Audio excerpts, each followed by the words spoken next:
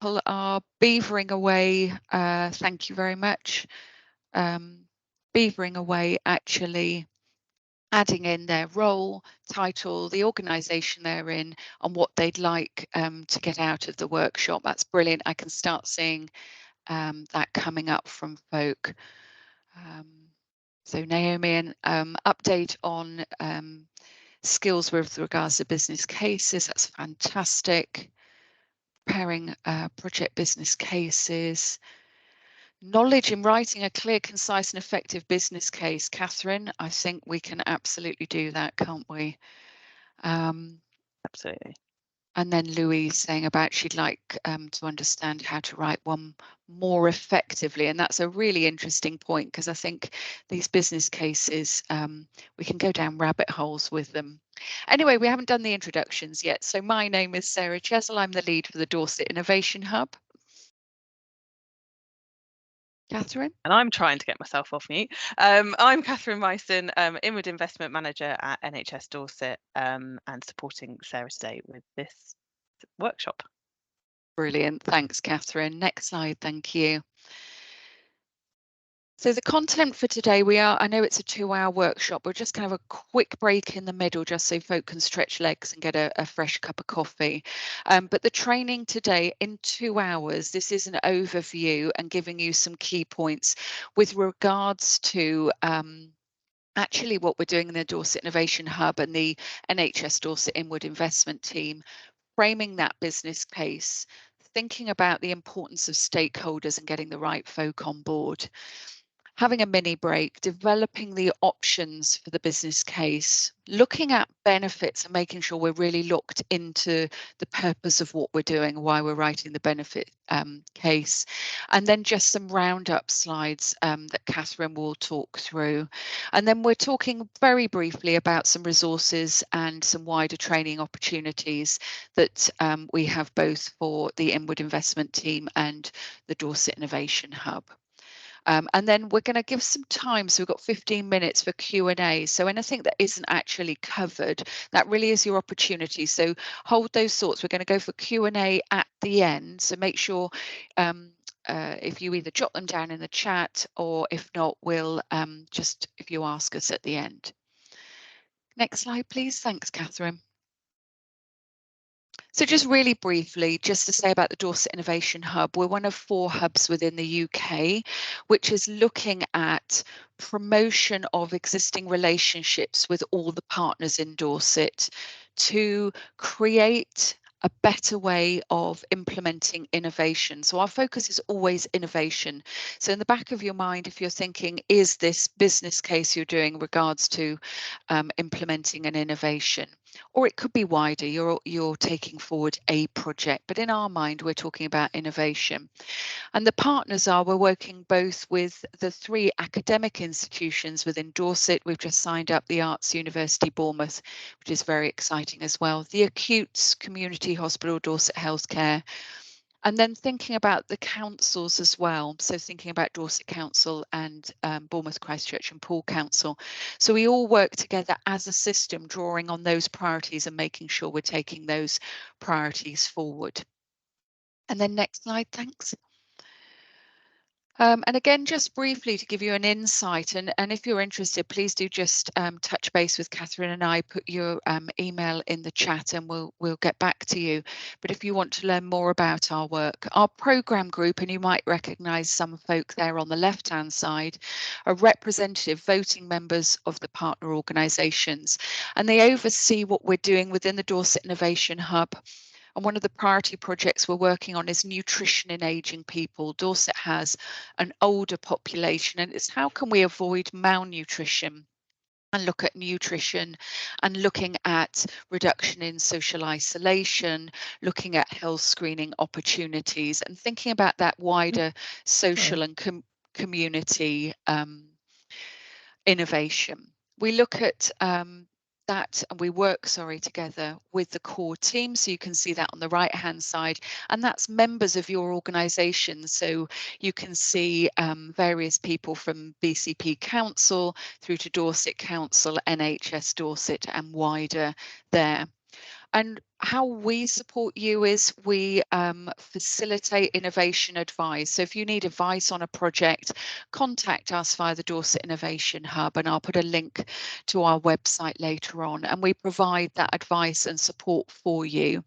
And if it's a priority project in Dorset, we actually work with you, with the clinical and the operational teams to take forward. So it's that very practical advice and support, and hence running this workshop with Catherine today.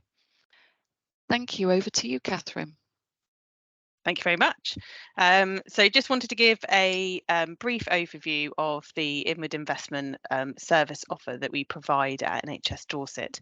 So we sit, as I say, within NHS Dorset, supporting project and programme managers across the system to develop the documentation for business cases and transformational change. We get involved in things that are multi-organisational, so more than one organisation involved, and over the value of £100,000. Our service is split into three main areas: the reactive process, which is looking at funding applications where different funding calls come through. We've got a process and a database that allows us to monitor and develop applications with programme and project managers. Usually these are very, very quick turnaround, and we spend a lot of time kind of firefighting, trying to get those things across the line. The business case development, which is aligned with our developing gateway process, which is trying to put some rigor around projects and programs in the transformational space. We have better building cases training, which is something that HM Treasury have said that we need to have as project managers within NHS Dorset and all NHS trusts. We have those skills and support people to develop business cases, and hence the training here today. The last one which we have developed this year is around further idea development and exploring what funding opportunities are out there, trying to draw funding from non-NHS traditional funding. So rather than just relying on NHSE for our funding, can we think about pulling funding from local authorities, philanthropists, charity, industry, all supporting us to deliver our 5-year forward plan within Dorset. So today, the context of this workshop is assuming that you've got an identified innovation that you're looking to adopt, or that you're developing a business case, or if some of you suggested already that you have already developed business cases previously, but you're looking to develop those skills, or that you're looking at a solution for an area of need. We usually talk about problems, but actually we need to put a bit more of a positive spin on these things. So much more about how do we look at the additional areas of need.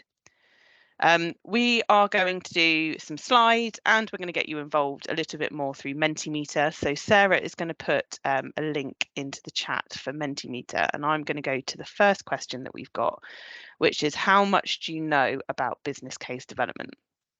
So if you haven't used Mentimeter before, even if you just type Mentimeter into, or menti.com into Google or something similar, it will give you the opportunity to put a code in. So our code today is 27511549, which is on your screen just now. And the first question that we're asking is to understand a little bit exactly where you are with business case development, so that we can appropriately pitch this session, and obviously just understand a little bit more at the beginning of the session of where you are at. So this worked just a minute ago, so I'm going to hopefully this will work again, that I will take you to the screen that will give you the live results as they come in for what people are saying about how much they know about business cases. We're seeing that screen, Catherine. It's worked. Marvellous. That's good to know. And probably good to see that people don't know too much. So that does help with the way that we will talk about the session today. So we've got 22 people on the call. I appreciate that probably includes Sarah and I. And we've got 30 people answering. So I'll just give one more minute for people to get in to Mentimeter, and then we will move on to the next one, because the next thing you've got to do is the next Mentimeter. So I'll let everyone log in first. Is it worth asking, can everyone get in okay? Yeah, that's true. Is anybody having any issues?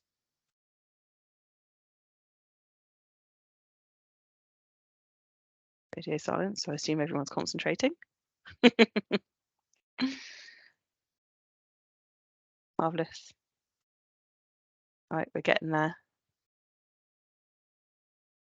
Brilliant. Okay, good to see that a lot of people have had experience, but they'd like to know a little bit more, which I assume is why you're here today, and what some people alluded to into the chat, and some people that don't have a lot of information at all about business cases. So very helpful to give us that guide for today's session. So I'm going to move us on then to the next question, which is, what do you feel are the key challenges of developing a business case? And this is just really to understand what are the difficulties that you find, and what are the key things that we need to consider when we're developing a business case. So I'll give you a couple of minutes just to oh, sorry, you've come off the wrong screen, haven't I? There we go. Mm-hmm. Back onto Mentimeter then. So we'll see as you type in, all of your answers will come up. Excuse me, will come up on the screen. So being concise, absolutely.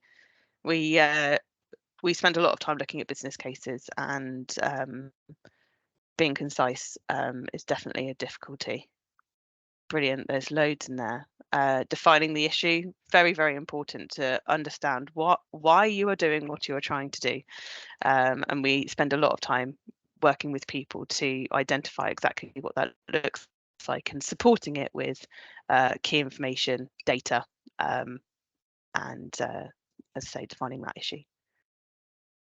Relevant data, stakeholders. You've preempted one of the key things of today, which is talking about stakeholders.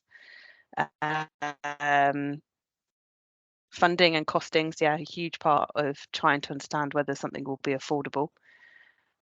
And benefits, absolutely. This is brilliant. Key information, scope definition, absolutely. What the assumptions are, describing complexities, outcomes, absolutely brilliant. Sounds like you know exactly what you're doing from these answers being provided. So we'll talk through probably all of these things today, and if there's anything that we miss, then we will pick up in the Q&A. Brilliant. Thank you ever so much for everyone that's putting information in there. Please do continue to do so, because what we'll do is share all of this at the end of the session. But I'm going to go back to the slides just because conscious of time. Brilliant. So you should hopefully see those slides now. So the first thing that I'm going to talk through then is, what is a business case? It is a document that forms part of any project initiation documentation. It provides information that allows you to justify why the project that you're working on is required, sets out the funding requirements, data and information about the need and the thing that you're trying to do, and sets out the funding requirements and benefits for that project. So a lot of the things that you described in your list. And it enables you to engage and communicate with your stakeholders about the project that you're trying to do. So in NHS Dorset, and for all NHS trusts actually, we align to the HM Treasury 5-case model, which is made up of the following. So we have the strategic case, which outlines how a project meets the strategic needs of the organisation, and it answers why the business or organisation or area of work needs to do what they're doing, and it outlines what the drivers for change are. We next have the economic case, which examines where there is value for money in the solution that you would like to do. It sets out the options appraisal and the recommendations for your preferred way forward. Commercial case outlines the procurement strategy and any logistical relationships that need to be in place for you to deliver your project. The financial case is about affordability Is there funding available to deliver your project? And how will the organisation be able to afford this alongside all of the other things that it is doing? And then lastly, the management case outlines the governance process that will be put in place to deliver the project, which includes your project project or program team, and the roles and responsibilities of that group. How you will manage change, risk, and benefits, which we'll talk about in a lot more detail a bit later. So the understanding the drivers for change is usually the first thing that you are thinking about. Something that you are trying to do, whether that's implementing a new initiative, looking at what innovation is available for your clinical pathway or something similar. There'll be lots of different reasons why you need to change. So strategically, that could be a national or regional directional change. It could be a new piece of legislation that has come out, or where you need to deliver against something like the long-term plan, or a new piece of policy, something like Core 20+5 when it came out. Locally, you're thinking about the local challenges that you have as an organisation or within a system, or things like the Dorset ICS strategy and plan that has come out and realigned what the priorities are for the next 5 years. From an organisational perspective, that could be the implementation of the clinical services review, such as the changes at UHD or DCH, but it could be something that you need to respond to that has occurred within your organisation. And then similarly, from a personal driver for change, I mean, that could be you individually, but it also could be about the specific cohorts of patients where you need to look at condition management or something similar to that. So using the Dorset ICS strategy and plan as a starter, the business case that you write for your project needs to tell the story about how it aligns with the national, local, organisational and personal drivers for change. You need to draw out what the what your service needs are and align those to ensure that you are delivering against what the priorities are. You need to identify who your stakeholders are, which Sarah will talk about shortly. And you also need to highlight what the rationale is for the areas of change. And one way of doing that is to talk through what your existing arrangements are.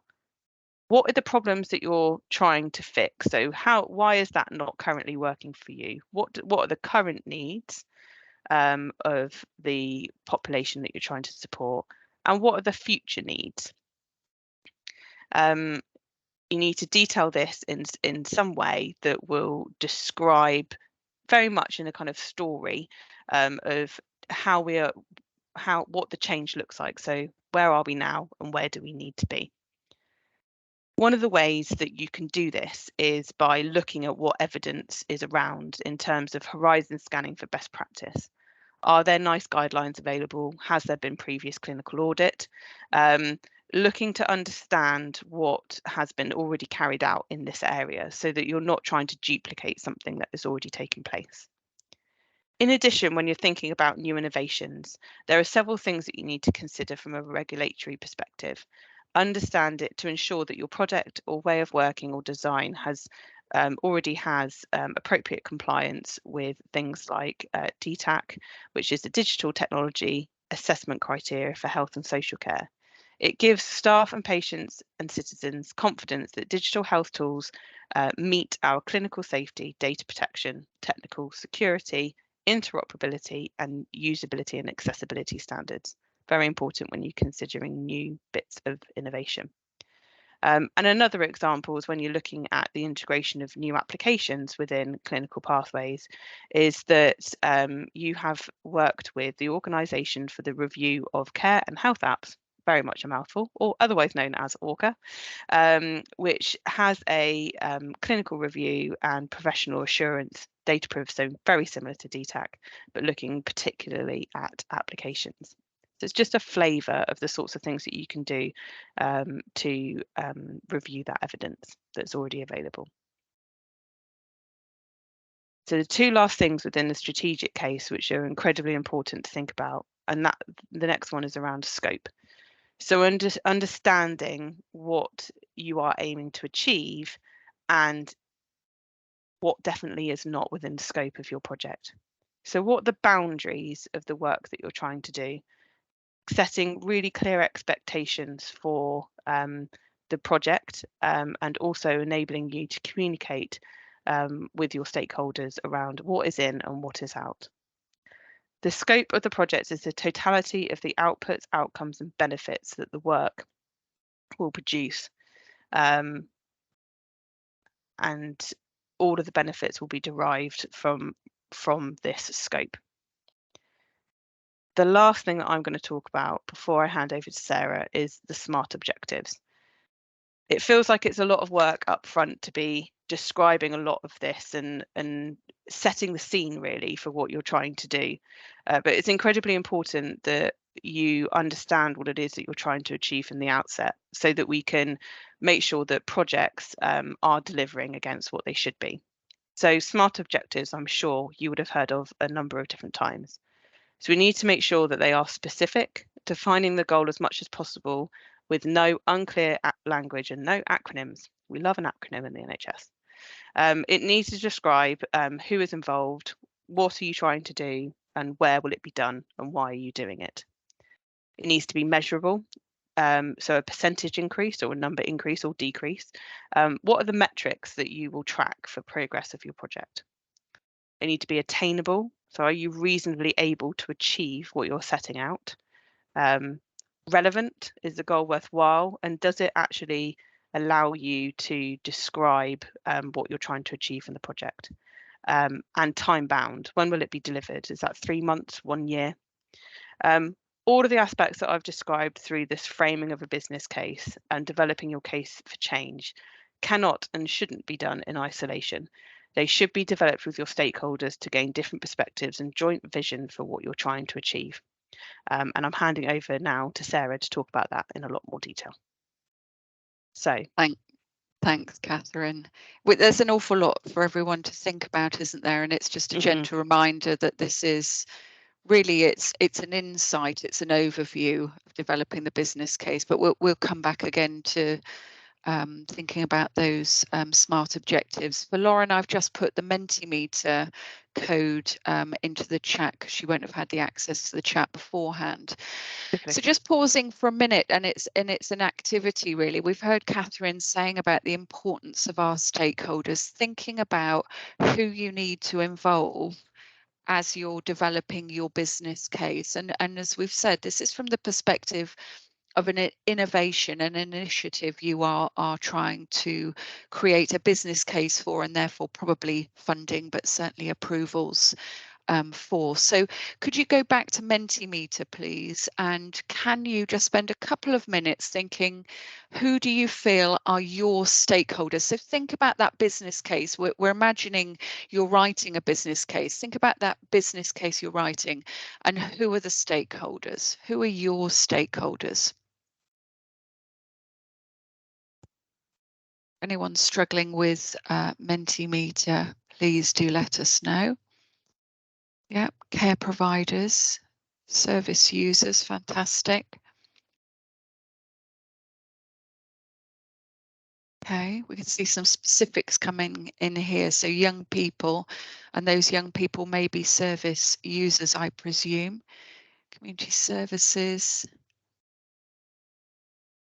finance, acutes. Suppliers got some fantastic responses coming through, Catherine. Yeah, absolutely. I think interesting that somebody's written treasury as well. I assume that's somebody who's got to, their business case needs to go up through national sign off. So absolutely, they are a key stakeholder. And I think it's great because I don't know if you've had a chance, Catherine, to have a look in the chat where people are signing in. We've got a few points we need to make sure we cover under the workshop. There's quite a few at 10:04 just to encourage you to have a look at, Catherine, but it's also noting that quite a few people have written business cases before, but they want to understand how to do it more efficiently, but also it's a bit of a refresher. So it's great. We all learn together, and there's bits that we'll all learn from one another as we go through. So thank you for popping in from your perspective, who you feel are the key stakeholders. That's fantastic. Just coming to the next slide, please, Catherine.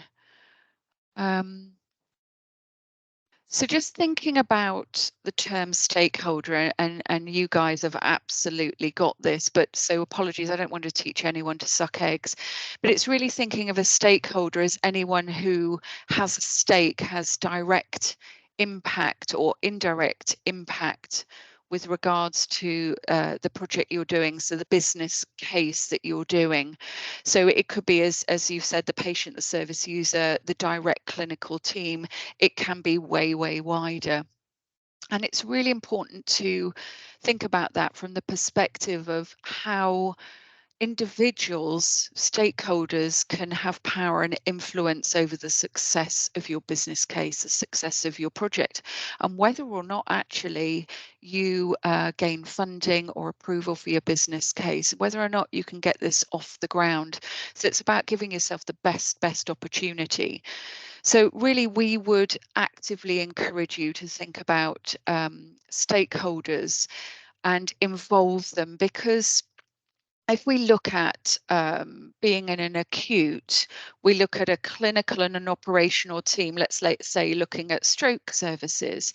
If we only include the staff within that service, we've got a very narrow vision of the service we're looking at. So we need to spread the net far wider and actually look from that much wider angle, and that comes from those stakeholder perspectives. It's also about being really clear on why you would engage stakeholders.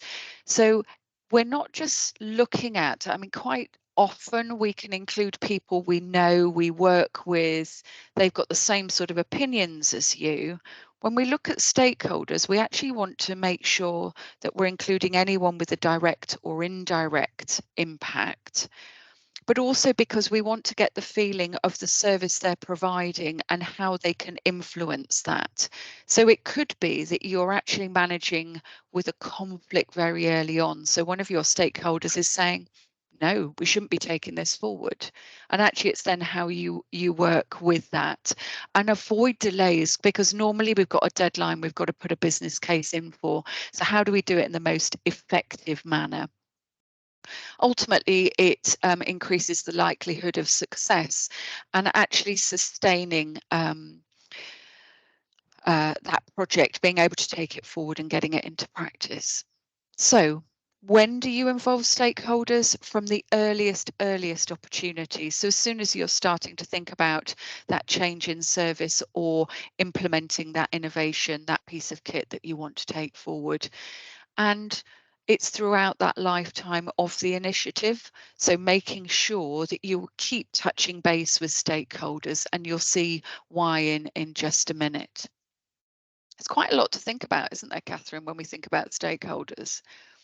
Yeah, just a bit. Yeah.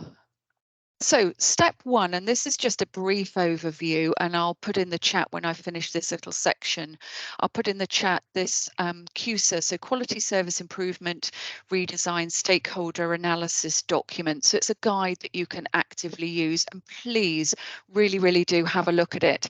So it's out of NHS England, although I say that as of the 1st of September, moved out of NHS England to a company called Aqua.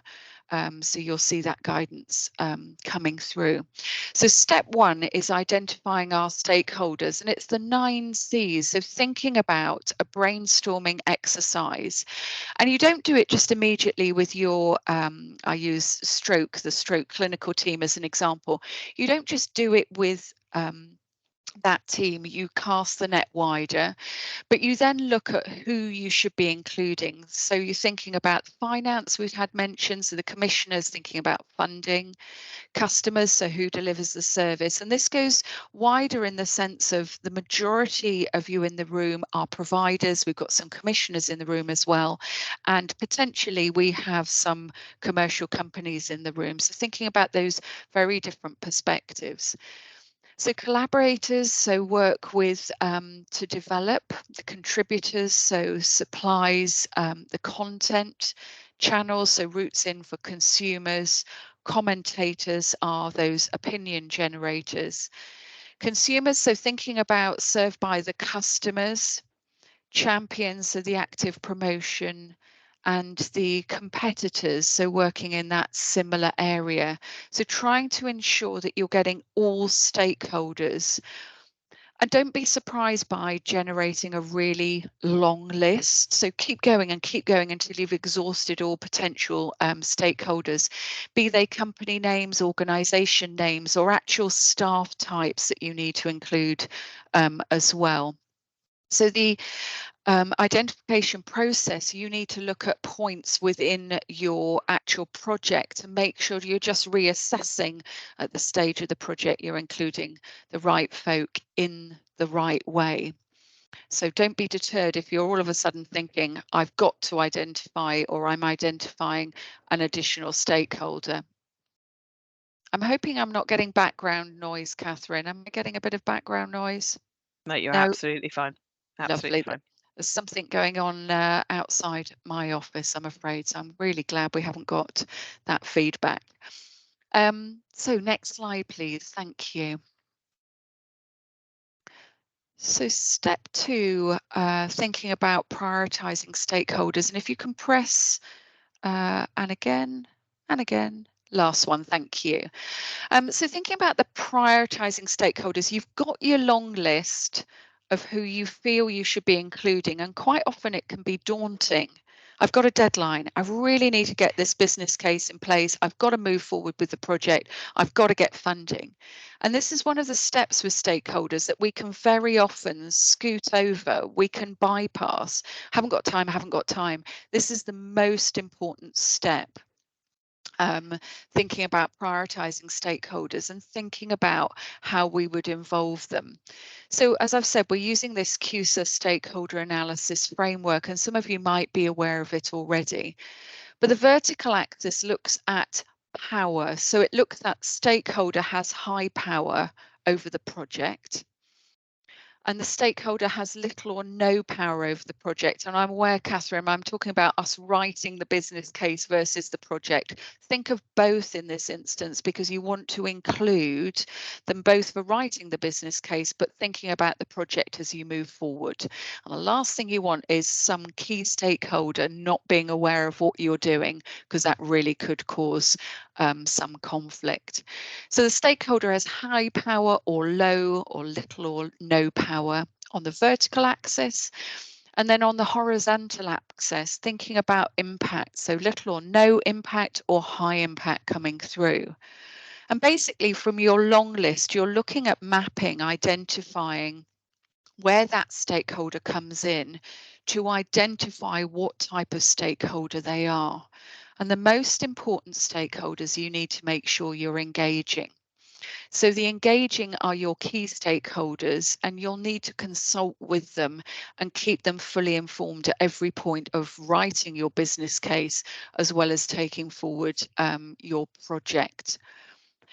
Those satisfying are the opinion formers, and they are influential. So really important that you keep them informed and regularly review the need for more active participation involvement. So they may move to your engaging, so becoming a key stakeholder. So keep just assessing that. Monitor, these are the folk that are on the periphery and will need minimal time and effort, but you need to provide them with optional access to information. Just keep in touch with them and let them know how your project's doing. They're probably really interested individuals, but they're on the periphery. But again, just making sure that you're giving them information as and when necessary. And those that are informers, they are your supporters of the project. And in a fascinating way, patients, our service users, very often fall into this category of informing. And I would like to do a sort of a constructive challenge to that, because actually sometimes we need to make sure that our service users are engaged with. So thinking about the co-production, thinking about the input and impact of our business case and project on our service users. So inform is the supporters of, and we need to make sure we're keeping up to date with information, key information about our project, and making sure that we're including them with information as necessary. But on all of these points, just making sure that they remain in that same position. So it might be our service users are moved to key stakeholders and therefore engaging as well. So as you can see, the key stakeholders here, we need to make sure we're spending the majority of our time on and really engaging with them. So next slide, please, Catherine. Thank you. And thinking about understanding our stakeholders. So we've said where we'll engage, where we'll monitor, where we'll inform. We need to think about how we're mapping, and we need to think about those folk that have helped map who are key stakeholders, who we're informing, who we're monitoring, that these are subjective assessments for those that are in the room. So hence why we need to cast that net wider. And we need to make sure that we're really planning our communication strategy so we keep everyone up to date with information, but we make sure we keep our energy specifically on those key stakeholders. We need to understand actually how they are, I suppose, interested in the financial or emotional interest, the outcome of the work we're doing, so the business case and the project, and think about, is that interest positive or negative? So is there a vested interest in the fact that actually they want X project to go forward? What motivates our stakeholders? So thinking about our service users, thinking from a finance perspective, from a service perspective, so thinking about some of the examples Catherine gave before. How do they want to receive information from you, about the business case, about the project, and what is the message that you want to give? So are you currently developing a business case and you would like them to be able to comment on it, or you're just saying you're developing a business case? Think about with your stakeholders as well, be it finance, be it our service users, be it operational clinical teams, who influences their opinions and who influences their opinion of you. So do you have some who can influence, and actually they may become important stakeholders in their own right? So thinking about, I could see on Menti we've got some of the execs. It's really about who have the vested interest and who may be able to support and have conversations with those that are wider. And just thinking about that, coming to what's on the screen, it's thinking about that readiness for change. So when you're talking about your key stakeholders and those where you monitor and inform, are they in the same position as you? So in writing the business case, is everyone on the same page? And the example we've got here is a general practice example, and one that we use for our wider fundamental of innovation training, and it's how we're implementing a new asthma diagnosis test. And looking at this grid and in the CUSA stakeholder analysis guidance, it allows you to utilize this framework, and you need to really map and think about this. So if this new test is coming into a PCN, a primary care network, If the general practitioner wants that new bit of kit in, the new diagnostic kit in, they are in favour. So they're going to be one of your key stakeholders and one of your champions.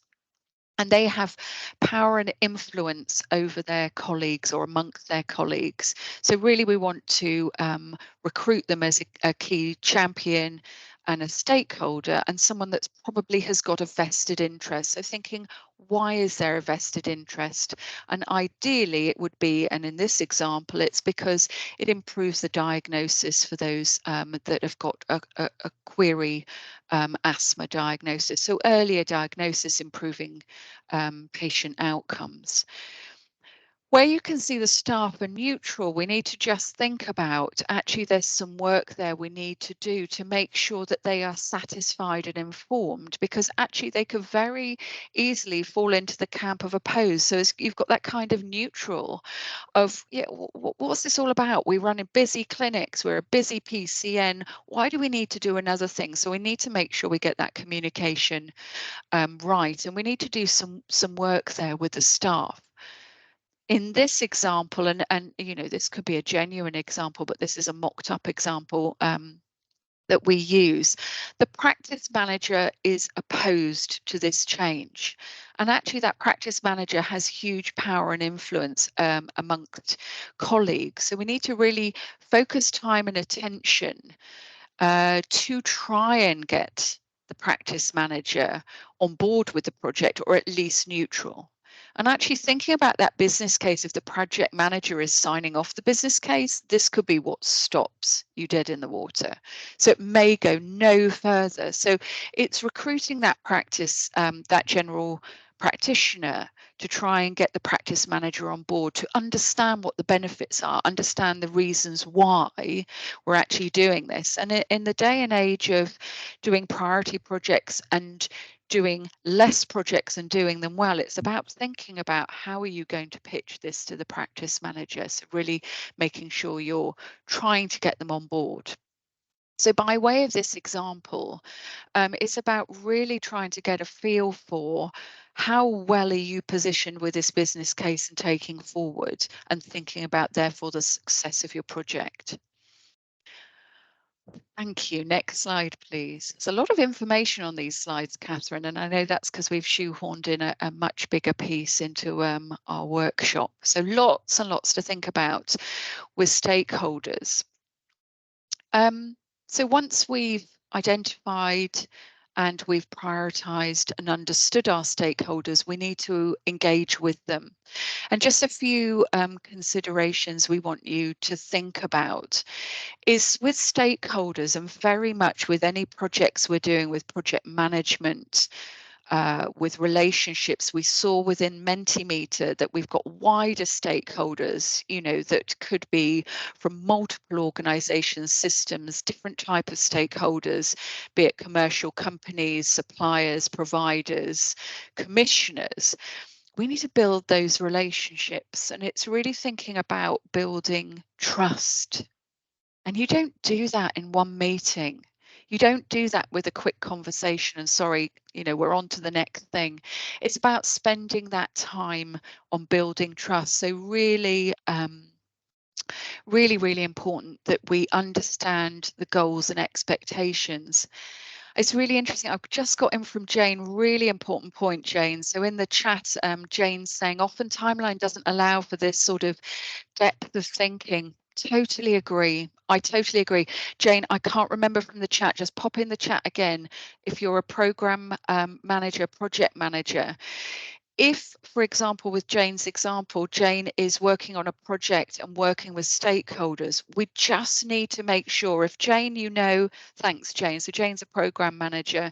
So Jane, if you're thinking about that project, you've been given advance warning, start doing your stakeholder mapping straight away, start thinking about the contacts you already have, start building those in, and start just thinking about, and I know you'll be already doing this as a program manager, but it's trying to do that background working. So you've got a starter for 10 at the beginning. Now, this comes to my point of quite often this is the bit we skip over, but this is the bit where we'll build those relationships and we'll build those understanding, not just for the project or the business case you're doing now, but for other ones. And the more you do this, the quicker it will become. And you might say as a starter for 10, we've started doing some stakeholder mapping. What can you add to that will make it quicker in some senses, but don't make any huge presumptions. A question in the chat, Catherine, if I can leave that for you to perhaps pop into the chat just as I keep going through. I'm mindful of time. Question there from Louise Harris Smith. So building that trust and recognizing you might have a shorter period of time to do this. Understand the goals and expectations of who you're working with. So, you know, commercial company coming in, whether it be one of the acutes or community sector, etc. Agreed shared visions and goals, thinking about the detail of what you're putting in the business case and getting into the detail, which Catherine will come in to, but also understanding that social and spiritual energy. So we advocate doing less projects and doing them well and making sure they're priorities, and that should be where that social and spiritual energy is.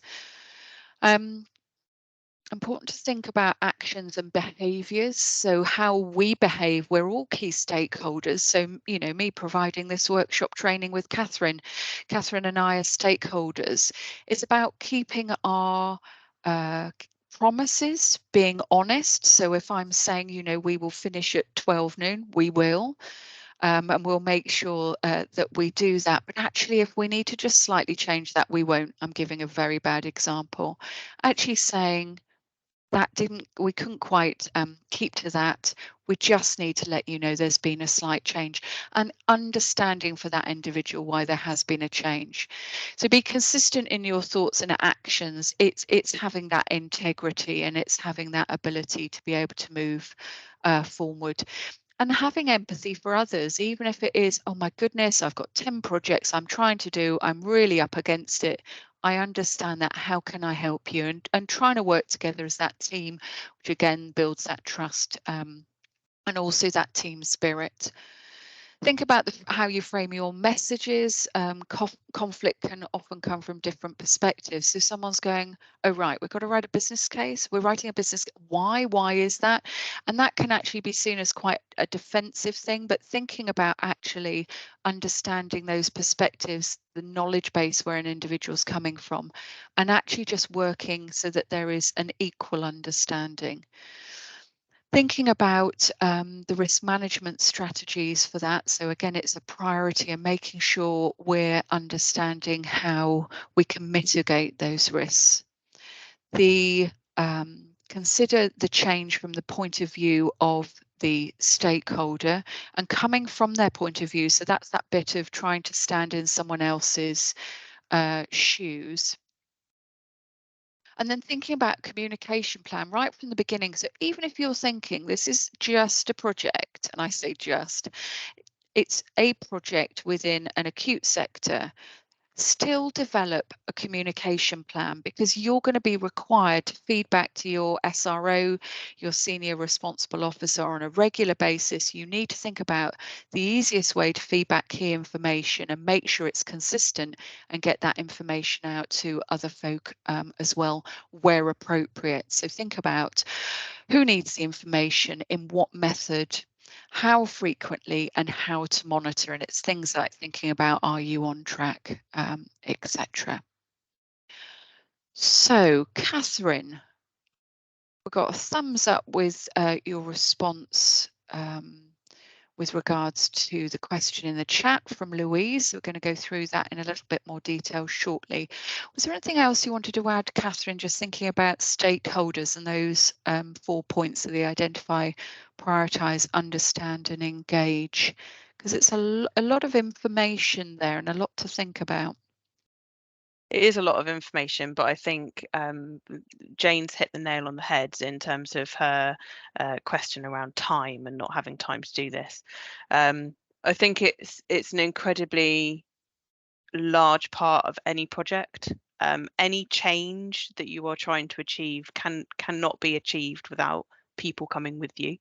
So it's incredibly important to spend the time in understanding who those people are, who are the people that potentially will block you from making that change, and how do you bring them along the journey with you.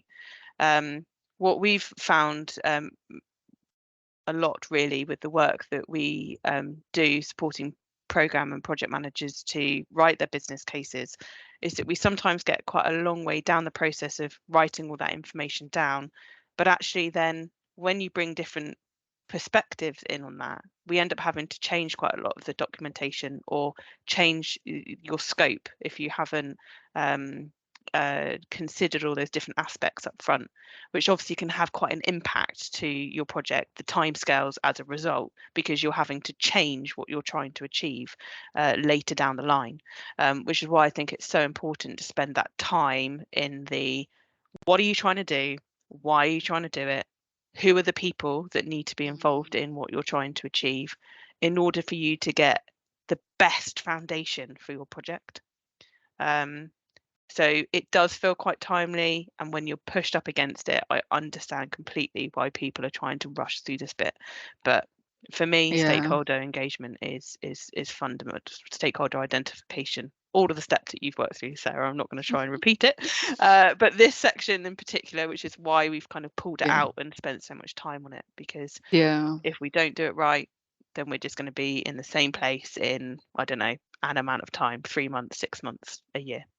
And it's interesting because the earlier point, thank you, Catherine, I really appreciate that. The earlier point about how do we do business cases more effectively, this is how we become more effective by doing this. And it's taking the time out. Lauren's put in a point agreeing with Jane. So Lauren's saying, I think there is a wider cultural piece that needs to happen to support the time to plan properly. Absolutely. And I know within the Dorset system, with what we're advocating with the Dorset Innovation Hub, the work of NHS Dorset, we are trying to get folk to do less projects that are priorities and do those projects well, because it is more effective and time efficient. As Catherine's just talked about, you can get far down a business case and actually then discover you haven't got a key stakeholder. It changes the scope of the project. And how do you move in an agile way? Because actually you're then going back to the basics again. You're going back to the beginning. So please, please spread the word. And we're going to be running more of these sessions. There are going to be within NHS Dorset, PM Light is being revised at the moment, and stakeholders are within that PM Light training, but also within our Fundamentals of Innovation training, which again, I've said I'll put a link in the chat in a minute, but we do a big piece on a threaded example through our all-day Fundamentals of Innovation training. So would encourage you to attend that as well, because it's really exploring and getting into the detail where you start thinking, oh right, okay, so this is very sort of high level, giving you some things to think about, but recognize it is a lot to think about. So the second part of Lauren's point is to think about when we have short time frames, some steps just get rushed, skipped, and recognition this isn't ideal.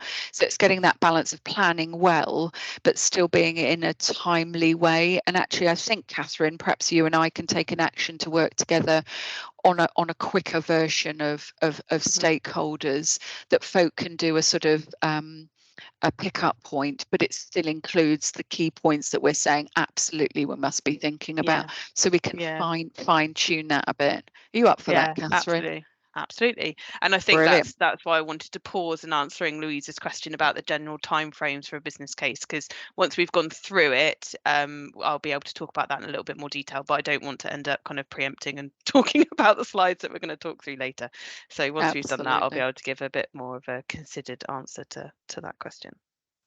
Thank you. So we're just a couple of minutes before 11. So what we're going to do, we were going to break at 11. So it's a natural break, if that's okay. Could we ask folk to be back promptly? We will start at 10 past 11, please. And thanks ever so much. Cheers. Grand. Thanks, everyone. I'm just going to put in the chat for anybody that may have missed it, 11:10. Yeah. Thank you.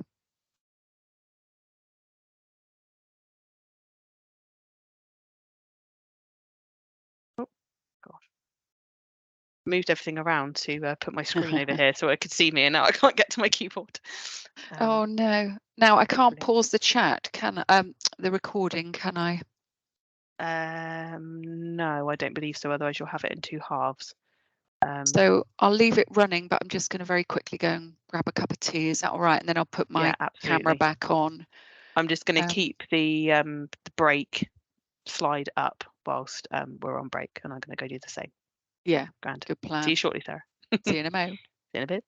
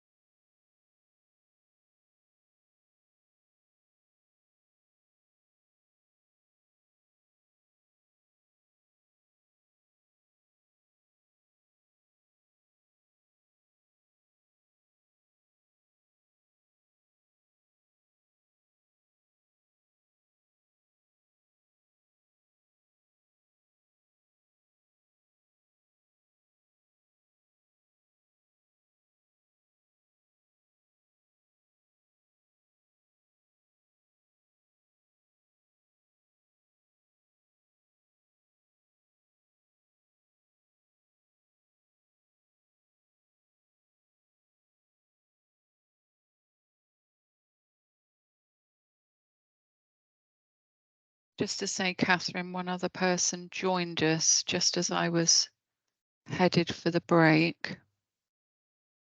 So I've let them in. Okay. Trying to see the name. Sorry, I should have noted their name, but Okie dokie. It's fine. I was going to ask them to introduce. If that person can hear me, if you've literally just joined the training, if you can just pop your name, title, your organisation and what you want to get out of the session in the chat, that would be amazing. Thank you. To be honest, I think actually they've come in and gone. It went up to 23 and then down again. Oh, okay. Yes, they might have joined and then left again because we were on a break, maybe. Maybe. I'm just putting the transformation link in as well. Oh, well done. It's taken me a little while to get to the my link didn't work. You know, I said that I better test the link, and then when I copied it into the chat, it just said link not found, which is really irritating. Just what you need. Yeah, absolutely. There we are. The points at the end for the Q&A. Yep. There was one from Catherine Armitage about trap funding, especially with invest to save. That would be an interesting one. It's a lot about more effective. There's one from Joe about where can I get support with business cases. No, the one from Joe was how can I give support to people? Oh, how can I give? Yeah, Joe's in my team. Okay. That was Joe from my team. So writing more effective came up a lot. And then one was about the agile processes as well.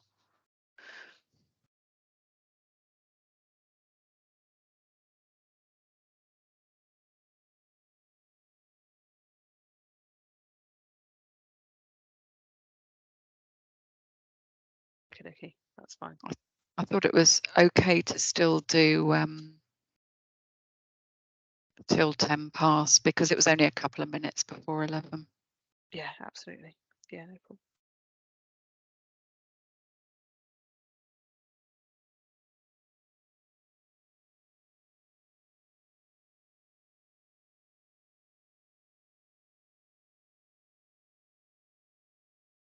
Wide variety of different people on the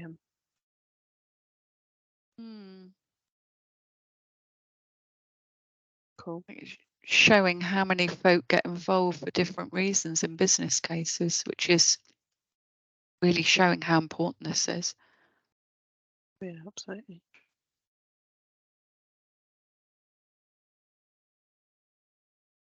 Are you going to be advertising as well your bigger training? Is that what you've just put in? I've just put the link to PM Light training in there, but I'll talk about that at the end, about the other training.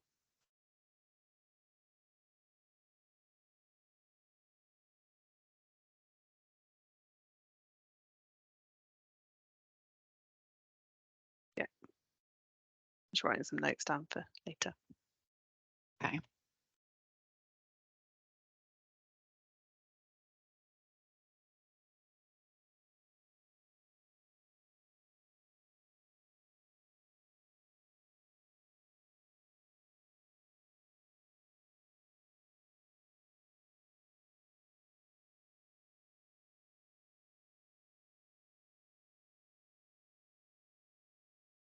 That'd be good though to work on the stakeholder thing, wouldn't it?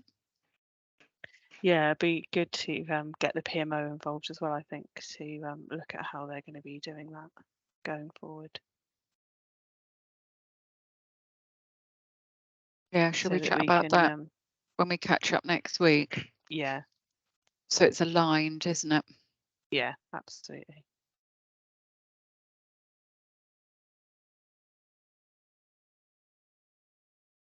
I'm just reading the chat, so I might look like I'm a bit distracted. No, you're fine. Just seeing all the different people here.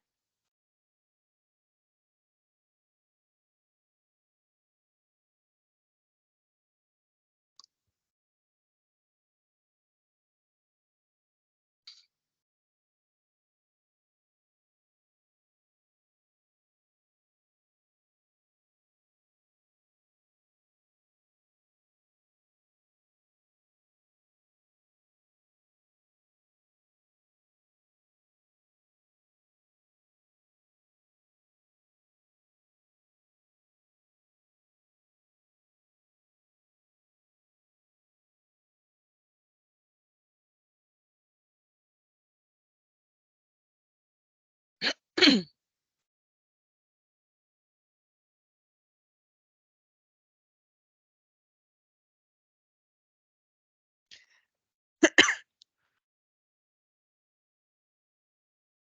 couple of minutes to go then.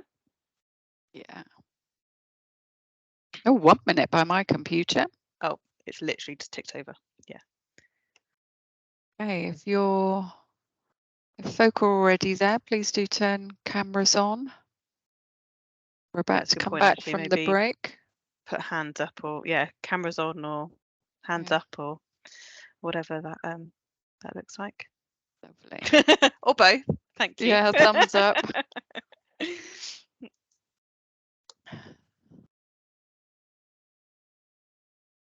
Brilliant, thank you.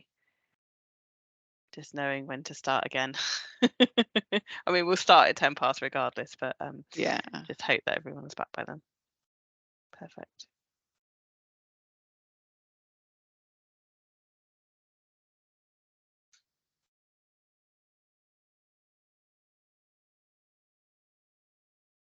Great, it's ticked over, so I'm going to be punctual and I will start.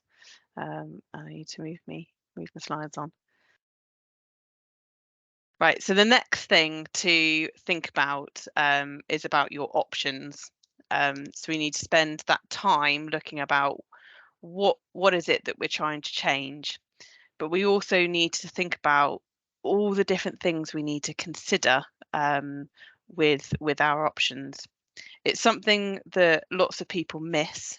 Usually when you've got a specific innovation in mind, you might not look at what are the different options available to you and the team to deliver that change. So it's about reviewing the evidence that you have and looking at these particular 5 areas. So your service scope is looking at what are the requirements of the change. What does the scale? What does it potentially cover, and what is the scale of change? The solution looks at that potential innovation that you have in mind, but also looking at what other best practice is out there. What are the different methodologies that you could use to deliver your change? From a service delivery perspective, is it the best use of your time for you to be delivering that yourselves, or should you be looking at other external providers or an alliance of people coming together to deliver that change? There'll be different people with those different expertise, and some of that you will start to gather and understand when you're doing that stakeholder engagement piece earlier described. From an implementation perspective, you need to understand whether there are any dependencies and constraints with deadlines and timing. Time and budget obviously are the 2 things that most people need to consider when looking at projects. So that implementation is thinking about the time. So do you have to meet a particular deadline? Some deadlines that you're given are very artificial. So you do need to look at talking to potentially your funders or well, usually your funders in whatever capacity that looks like, whether you're getting external funding in or whether you are talking to your organisation or the system itself around funding and time. Funding itself then is looking at the different ways that you can fund a project. So traditionally, we've always got that funding from NHSE, but more so we're looking at the different places that we can get our funding from. And could we have a mixture of sort of pump prime type of funding from somewhere like the National Lottery? Others are available, obviously, matched with some localised funding to support what it is you're trying to do. Once you've started to think about and consider all those different aspects, you need to be able to look at how you score those different options. So lots of things that you'll need to consider. First, obviously, is around the cost of those different options. And secondly, is around the benefits of those options, which we're going to talk about in a lot more detail shortly in Sarah's next section. But you'll also assess those things based on a set of critical success factors. So you can consider these things, and they're all very much aligned to the things that we've talked about previously in the earlier section. So that strategic alignment is one. If it doesn't align to what we're trying to achieve as an organisation, as a system, as for an individual population cohort, then we shouldn't be doing it. We, as Sarah kind of described just before the break, it's about delivering quality projects, probably less of them, aligned to our priorities, rather than doing a lot of different things. We need to consider that business need. So how much does this option deliver what it is that we're trying to do? We need to consider that, whether it's deliverable, whether we have the right resources available to us to deliver that project, and obviously whether it's affordable or not. You will tailor your critical success factors based on what it is you're trying to achieve, and then putting some rankings in there so that you're able to really consider what your options look like. When you're starting to define those options, you're going to have a very long list. In the HM Treasury guidance, it describes this as a long list. And the way that you shorten your list is to do this assessment by your critical success factors, but also by assessing the option's ability to deliver against your objectives, which you set out earlier, that have to be smart. Oh, sorry, I've managed to skip through a large amount of slides there. So the shortlist. When you have done your assessment, you will end up with a much shorter list of options. You usually describe these as I have on the screen. So you have your do nothing option. So what happens if you stay doing whatever it is that you're currently doing? What's the impact of that? You have a do minimum option, which is looking at a slight change, but not very much. And then you will have anything from 2 to 5 and above, different do something options. So lots of different ways that you can deliver a change that will enable you to reach your end goals. So we describe these as do something options. Usually within that, you'll have a do maximum. So if you had unlimited money and unlimited time, what would be the option available to you? And the reason for that is that usually you've got an envelope of funding, but actually you need to consider if you had slightly more money, or you have the ability to go and find money from elsewhere, actually would that make a considerable difference to what it is that you're trying to achieve? And what you will work through when you're determining your best possible value, which is our next slide, is you'll end up with your preferred option. So it's the one that you would like to take forward, and the one that you describe then throughout the rest of your business case. So once you've gone through this optioneering, the rest of the business case is very much focused on, we've considered all these things. We've considered how it aligns. We've considered what the needs are of the population that we're trying to look at. We've considered all the different ways that we could deliver this change and implement this innovation. And it will enable you to have that preferred option. As I've said before, then your preferred option is based on value. So outweighing up the outcomes and the benefits that you're trying to achieve based against the cost that's required to support the delivery of that option. So benefits then are one of the things that we really need to look at in more detail, and I'm going to hand back to Sarah and to Menti initially for us to do a deep dive into benefits. Thank you. Now, I know you've got a couple of questions from Seb in the chat, so we'll come back to those at Q&A, I presume. Perfect. Yes, Yeah. yes, absolutely. Brilliant. I'll pick those up shortly. Thank you. Next slide, thank you. So just getting you to have a think about post the break, so hopefully we're all a little bit refreshed, thinking about what do you feel are the benefits of the initiative in your business case. So thinking about the benefits. So back to Menti, please, which hopefully you've left open. If not, www.menti.com. And our code is 2751. 1549. And if I could just encourage, we've got, I think it's 21 on the workshop, just encourage everyone to actually participate. That would be amazing. Be phenomenal to get at least 19 responses recognising Catherine and I are delivering.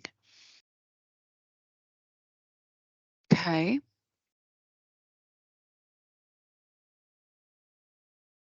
So benefits of the business case, the initiative you're putting in, the innovation, equity of services, cost savings, better patient outcomes, increased collaborative working, nice, improved patient pathways. So are there any that are more actually specific? I think just encouraging you to think about specific to a new pathway coming in, specific benefits to patients, service users,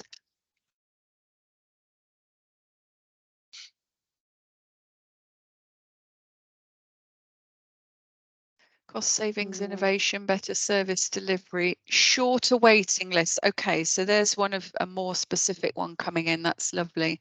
If you could just scoot it down a bit, Catherine, thank you. Yeah, absolutely. Cost savings is an interesting one, isn't it? Because we're always being asked in the NHS to make cost savings. So a lot of our business cases start out by being how are we going to deliver cost savings?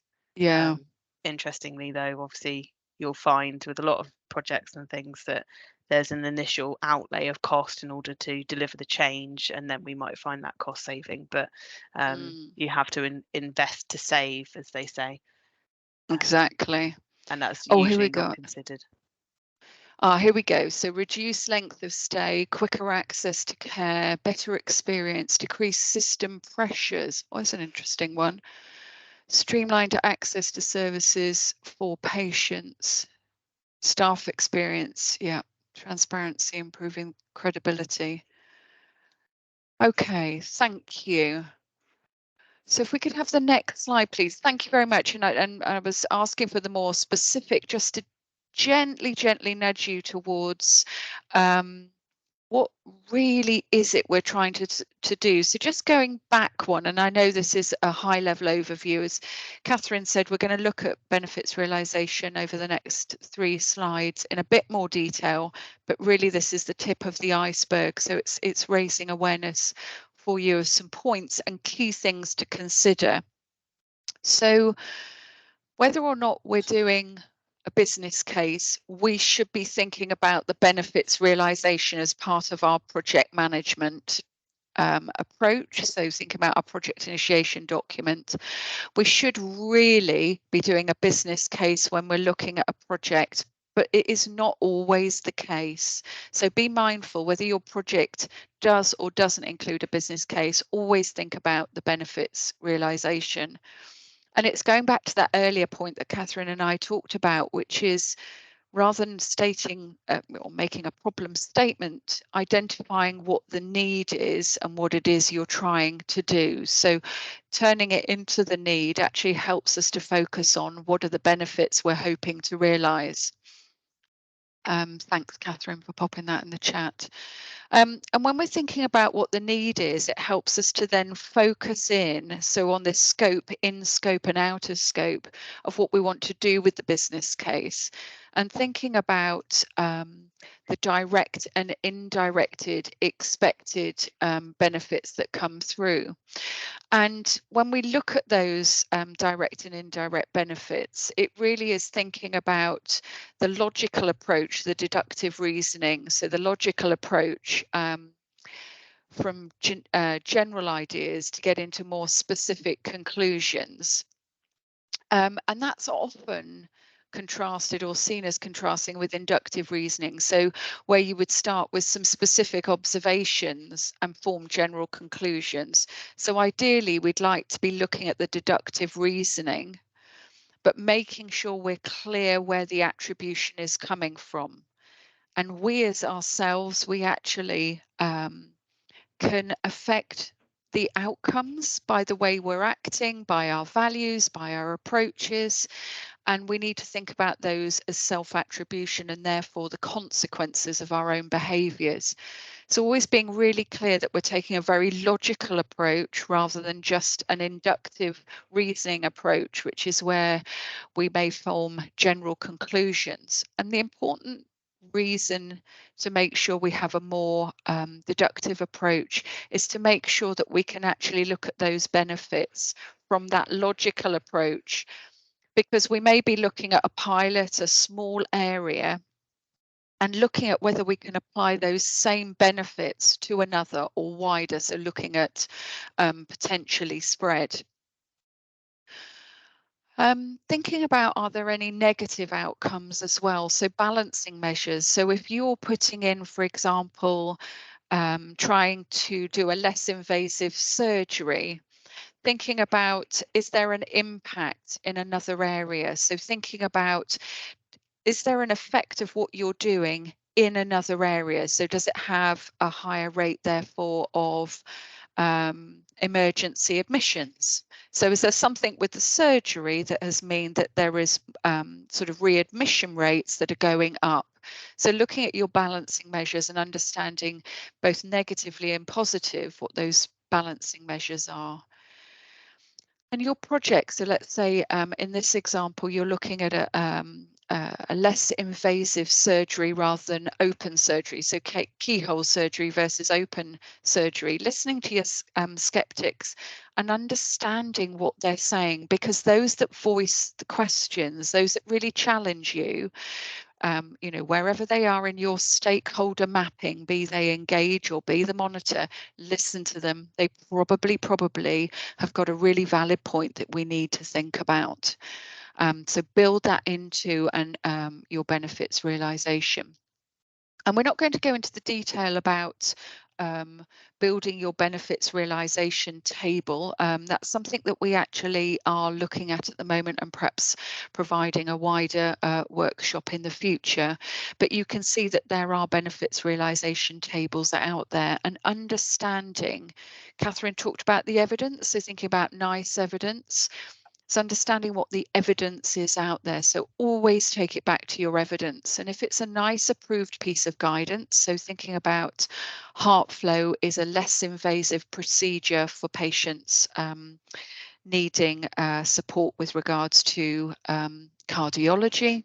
It's looking at the impact benefits that NICE are stating from the evidence, so stating from the research that's already out there. And it will give you the cost per CCG as they were, so per ICS, but it will also give you those nationally as well as locally. So do have a look at those, and I'll put a link to one in the chat when I hand over to Catherine. Thinking then about the more abstract benefits, so thinking about actually, I gave one of the sub outcomes, which is, you know, looking at what are your readmission rates and thinking about that to see, are you reducing the readmission rates or are you actually making things worse? And then thinking about the data, and we'll come to data in just a minute, but thinking about proxy measures. So it's an indirect measure of a desired outcome that it's strongly correlated to the outcome. So basically look at a proxy measure as something that is unobservable or unavailable data. So thinking about, you're trying to prove an outcome, you might need to use a proxy measure.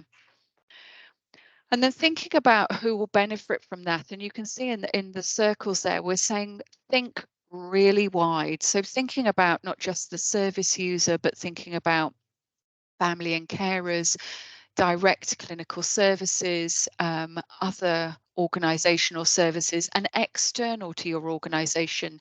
So it could be wider within the Dorset system.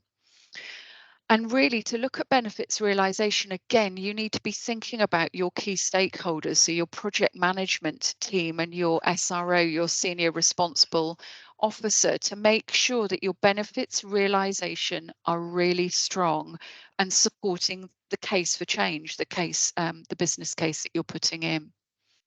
So just at a high level, those are key points we want you to be considering. Next slide, please. Sorry, I'm really mindful of time, Catherine. I will speed up slightly.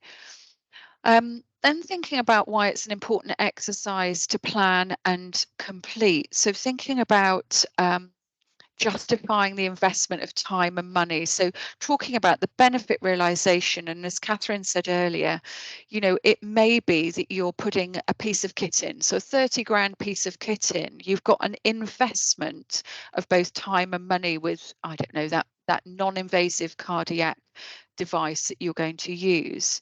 But actually, what are the benefits of that? So it's less invasive surgery. So it's both for the theatre time, thinking about reduced theatre time, reduced theatre staffing, and it's thinking about the wider impact. So that is the increased recovery time for the patient and the patient getting back and being fit to work again. So thinking about the wider determinants as well.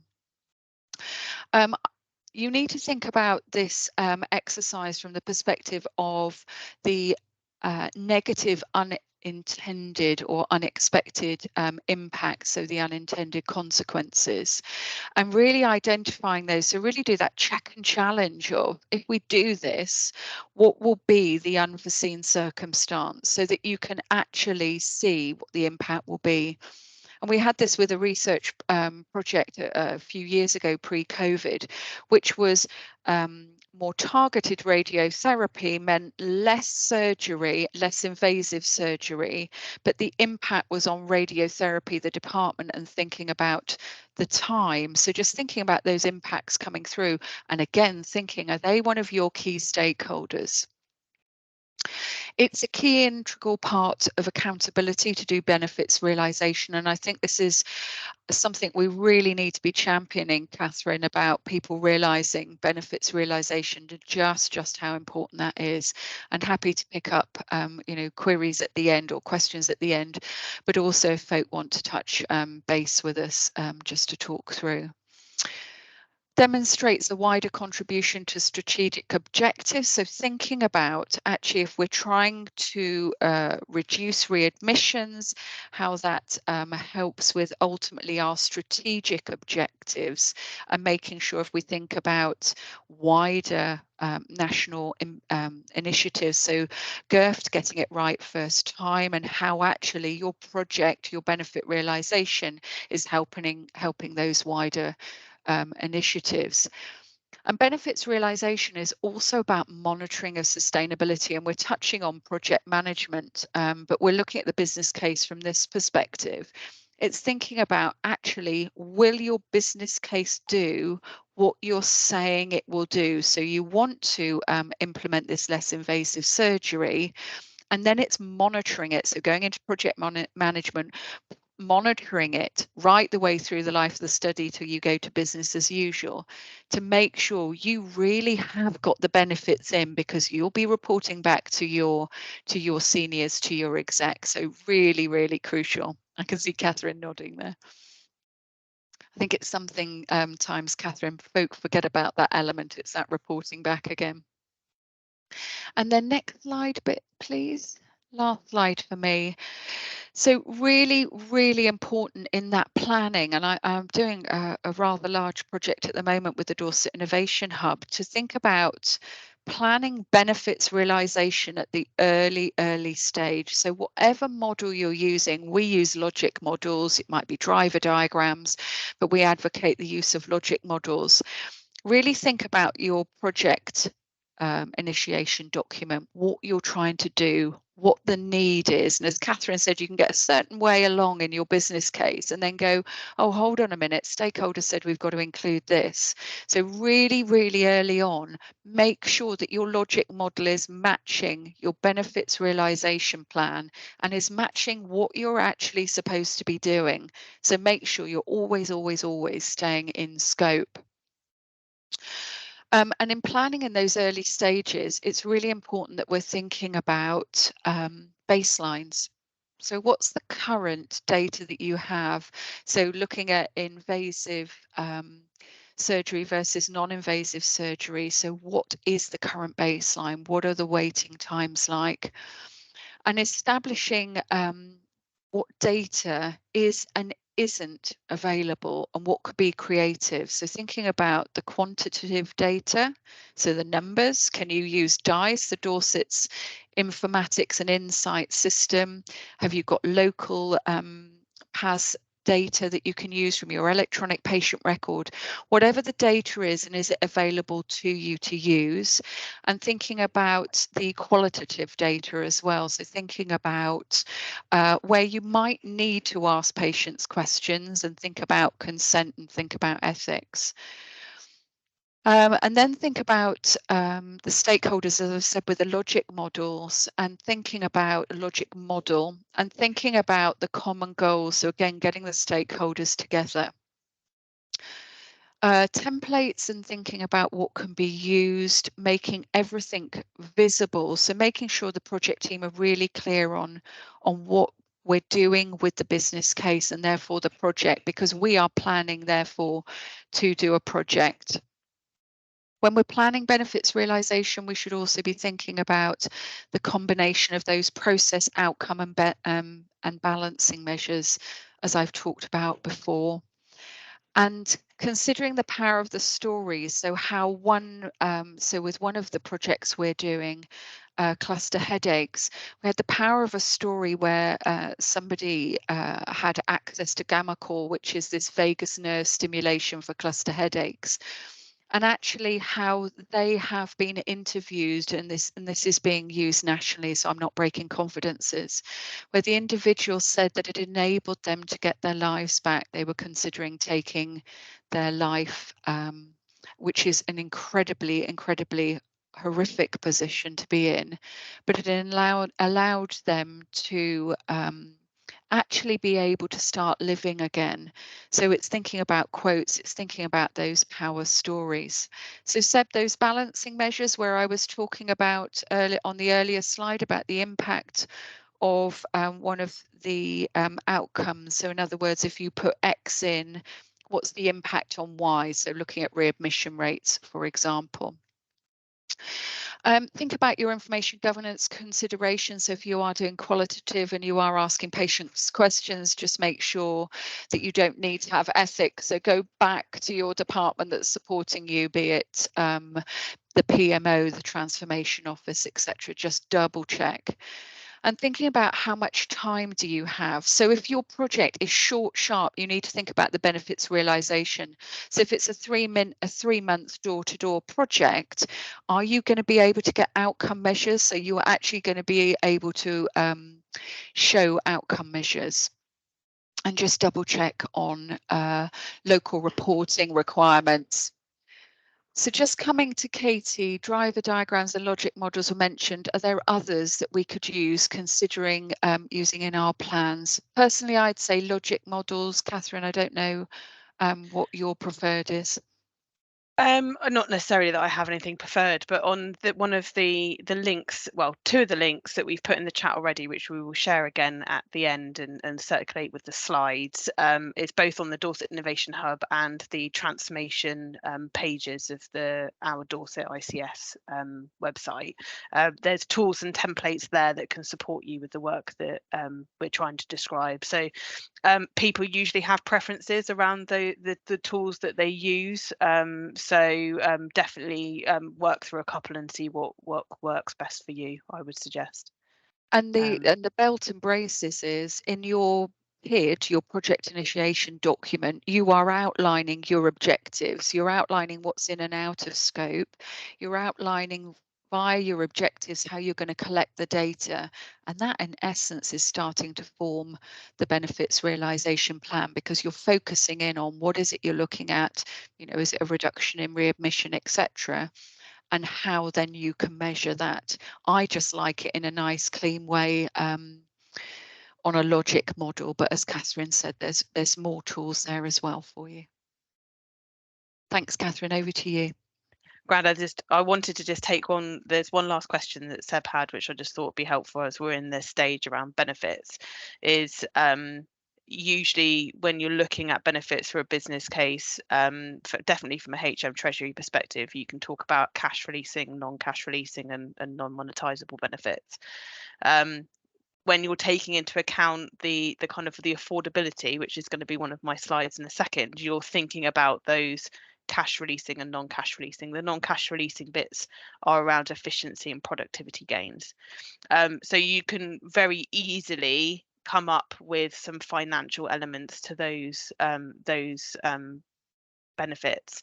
For the non-monetizable benefits, that's the ones that Sarah is kind of describing, that can have a really big impact to your stakeholders and the people that are looking at why you need to deliver this change, but it isn't necessarily, you're not going to be able to describe that in a way that will impact on the affordability of a project. So they're incredibly important to include. They won't build into your financial model. So I just wanted to highlight that before I move the slides on. You have written all of your options, you've considered what your benefits are, and you've described your costs. So the next thing that you will be looking at for your preferred options, sorry, I didn't realise that there was all the different bits flying in, is understanding your procurement and commercial strategies. So how will you go about procuring the services, initiative, innovation, whatever it is that you're trying to deliver? How will you go about doing that? Something that I haven't mentioned, but I will mention now, is throughout any project that you're developing, you're likely to be drawing upon subject matter experts. So you might be one yourself in your particular area. I certainly am a sort of not really a subject matter in anything other than the kind of business case development, but you'll need to bring people in to support you with different parts of your business case development. And for this particular section, you will be relying heavily on your procurement teams. So they understand all the rules and regulations that are set out around procurement. So I'm not going to go into a great huge of detail around that now. But you will need to consider, from a commercial perspective, who is available to support you with the delivery of the service, of the innovation, and you need to make sure that through any project you are doing that fairly, and that you are not just going straight to one delivery partner. So you have to go out to procurement for whatever innovation it is that you're looking to deliver, aligned to what your procurement guidelines are as an organisation and as a system.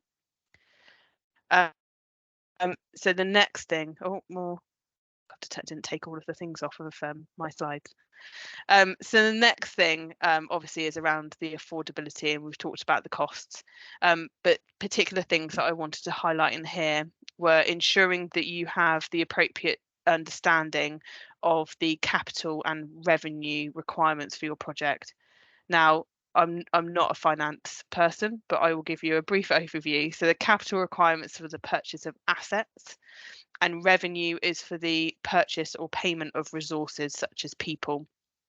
You can buy anything with revenue funding, but you can only buy assets with capital funding. So there are strict rules and regulations about the definition of these things, which your finance teams will understand in great detail. And there are also capital limits that you need to consider for each trust, which is called a CDEL limit, which is your capital something. Can't remember exactly what shouldn't use an acronym if you can't describe it. And probably a very good example of what you shouldn't be doing in business cases, which is putting acronyms in if you can't describe them. So I will slap my wrist and put that into the chat shortly once I finish my slides. All of this, as again, as I described with the last slides, you need to get your finance people involved. They're a key stakeholder for anything that you are considering delivering, because if you do not have that overview and assurance provided from your finance people, then they won't be able to give that assurance to the decision makers on whether or not your project should go forward or not.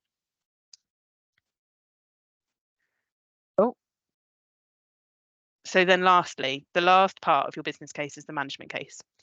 And this is where you are describing in detail what are the outputs and the milestones of your project through your project plan, or a Gantt chart or something similar.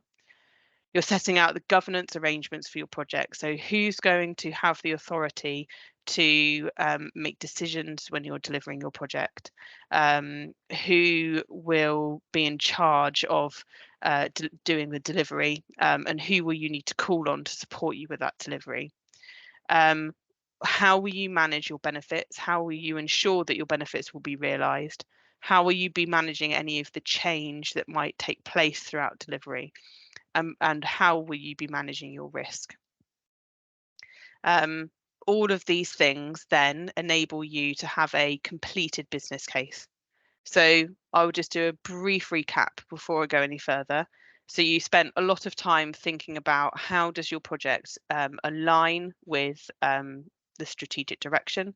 How does it deliver what change is required to move you from where you are now to where you need to be? You've considered what the costs are of the different options that you want to consider, and you've also looked at what benefits those different options could deliver. As a result, then you're able to understand what your preferred way forward is, and through that you can then articulate exactly how you're going to procure that option, who's going to deliver it, how you're going to deliver it, and how you're going to manage that project. So then lastly, you go and deliver it. Now, I appreciate that that is a huge chunk of your project. And my role is about the business case. So at this stage, you need to be justifying throughout all of your delivery that the business case is right, that the project still makes sense as you continue to deliver it. If it doesn't, we need to be really clear about when we stop projects. Something that we're not particularly good at the moment. Throughout a project, as Sarah's alluded to previously, is you're monitoring and reporting throughout all of that time. And most notably, you are doing that when you finish your project, when you have closed. We're not very particularly good at doing all of what Sarah's described already in identifying what your benefits will be, but we're also not very good at evaluating what benefits you have delivered as a result of your project. So it's something that we're working very hard on to make sure that we spend a lot of attention at the end to make sure that we delivered exactly what we set out to. And if we didn't, why was that? And understanding why those things have happened so that we can take all those lessons into any future project or programme that we deliver. Thank you very much. I am now at the end of these slides, and we're going to hand back to Sarah to talk a little bit more about the resources that are available to support you and do that Q&A.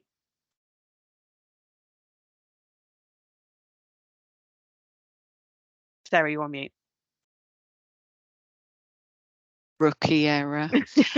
Thanks, Catherine. Just a quick point before we go to a couple of last slides in the Q&A then.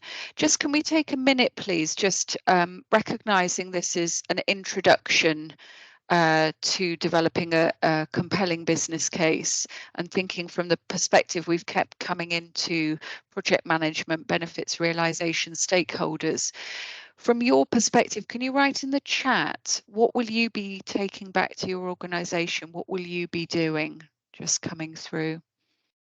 So if we can just ask for 1 minute for that. Thanks, Sarah, for putting the CDAL limit in. That's all Saved right. me a job.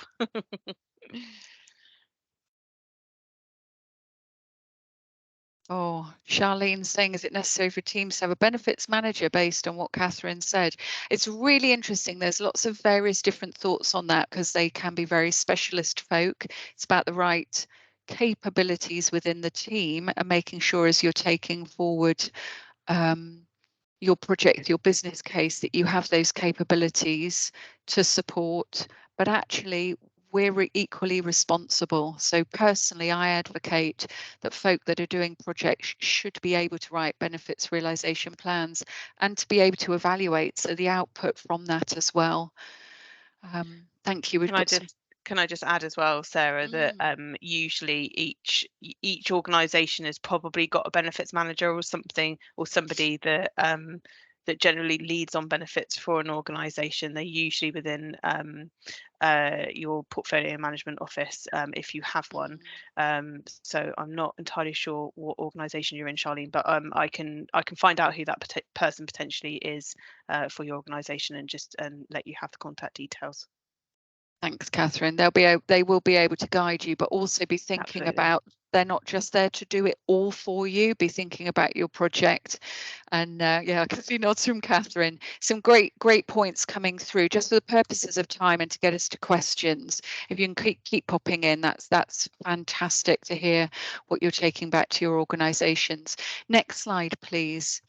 As part of this Dorset Innovation Hub and NHS Dorset workshop, we'll automatically be adding you to our future NHS space. So please do use that to ask questions, to build that community spirit, to find out what's going on. And we've got resources there as well. You'll get an email. If you don't respond within 2 weeks, that will automatically cease to be a live link. So I leave it to you whether you would like to join us. The opportunity is yours. Next slide, please.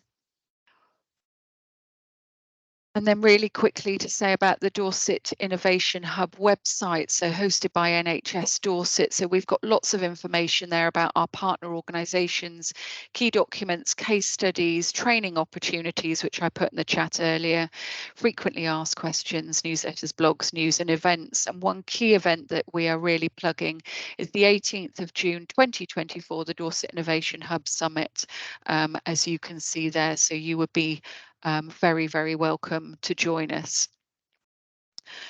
The logic models aren't on the website, Catherine, and I will get a logic model to you. So I will put that on the future NHS platform. I'll take that as an action. Next slide, please. We're just going to really quickly, before we go to questions, ask you to just on Mentimeter just answer by way of evaluation 4 questions. So the last thing, and it's really important, please do feedback honestly. We're obviously continuing to develop this workshop and pulling elements of it into PM Light as well. So your feedback is really, really helpful. Catherine, I'm not being coy about the logic model, but there's so many different ones out there, and I want to get one to you that is actually helpful. In fact, if you can give me your email address, and anyone that wants the logic model, please add it into the chat and I will email those to you.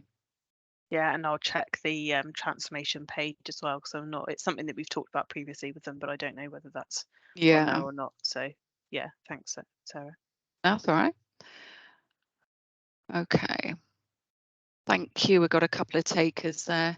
Catherine, I've got people doing the evaluation. People doing that on Menti as well. Lovely. Sorry, you're muted, Catherine. Sorry. That's all right. I don't want to skew people's answers by showing what other people have already given. So yes, we have got some results on there. Thank you very much for those who have fed back already. How many have we got? Sort of 13, 10? Me. Thank you. Talk about the question. Let me just quickly come and share it on a different screen so I can see. Okay. We've got 8 people so far, but I think it'd be good to move on to the Q&A, and we'll come back to that as the last slide. Absolutely. So should we let's take down the slides. Let's see everyone, because it's been very heavily slides, hasn't it?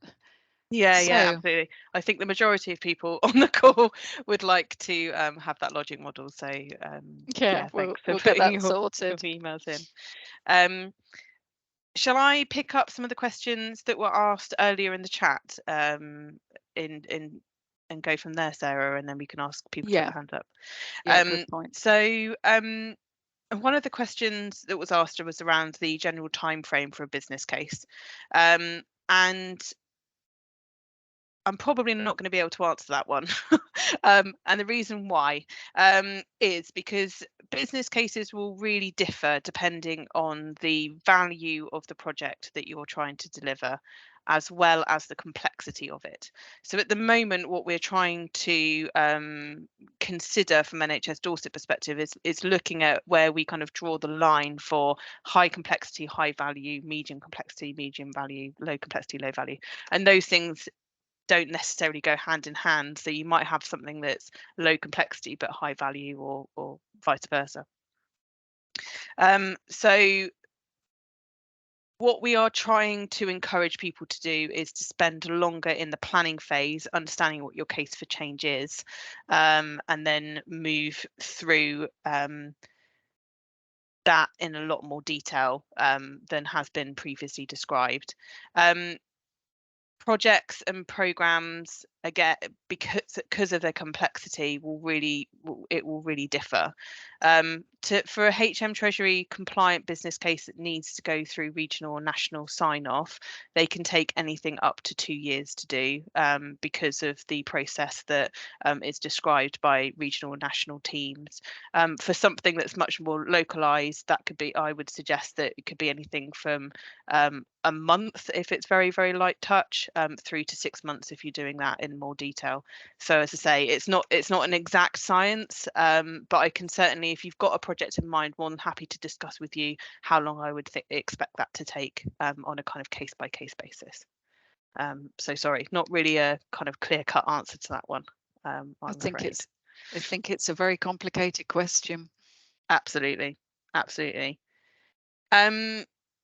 One of the questions that we had more recently was around the definition between a PID and a business case, which I'm happy to kind of just take a stab at how we are starting to describe that. So a PID is your project initiation documentation.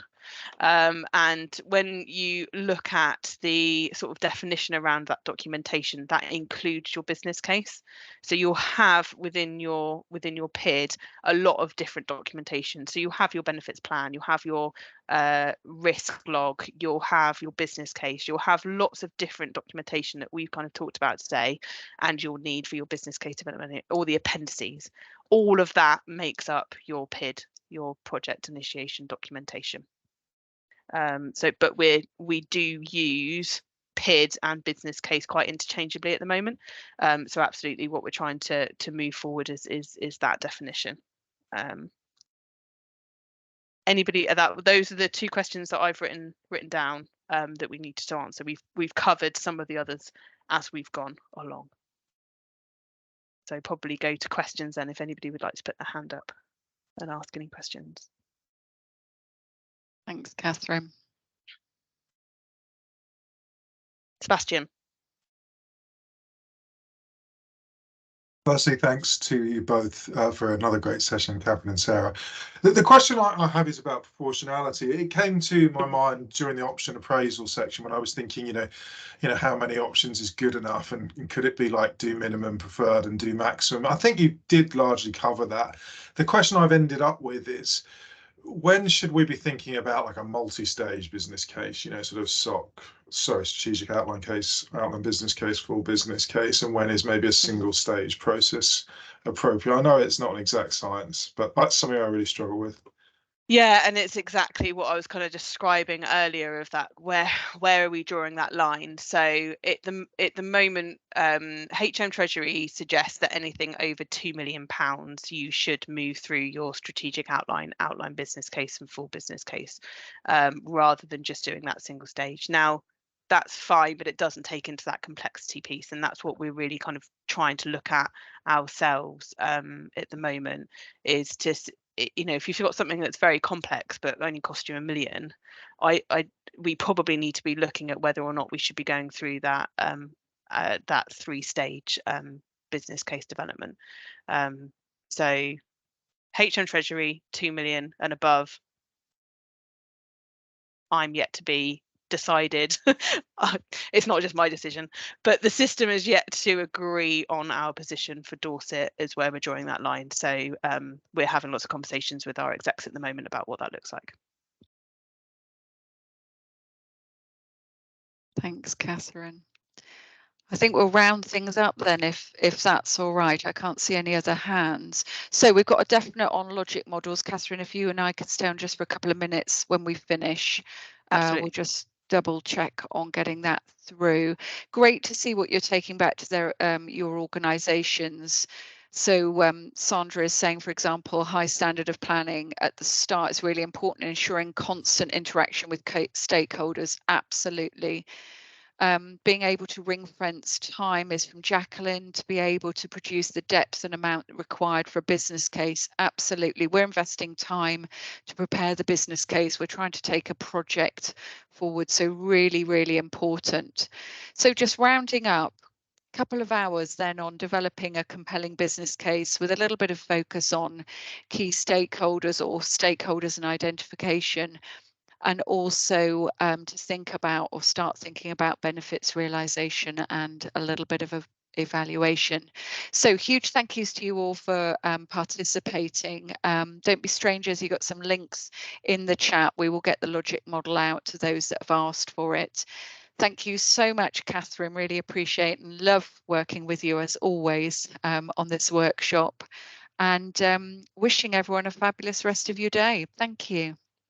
Thanks, Sarah, very much. And please do look at our websites as well for any future training. We'll keep you updated on there. Thank you, Sarah, as well. Thanks, everyone. Very much. Thank you. Cheers. Thank you. Really useful. Thank you. Thank you. Sarah, do you want to stop the recording? Might be a good Yeah. a good How chat do I to do that. How do I do that? You just click on, if you go into your more and then record and transcribe, it should have stop recording.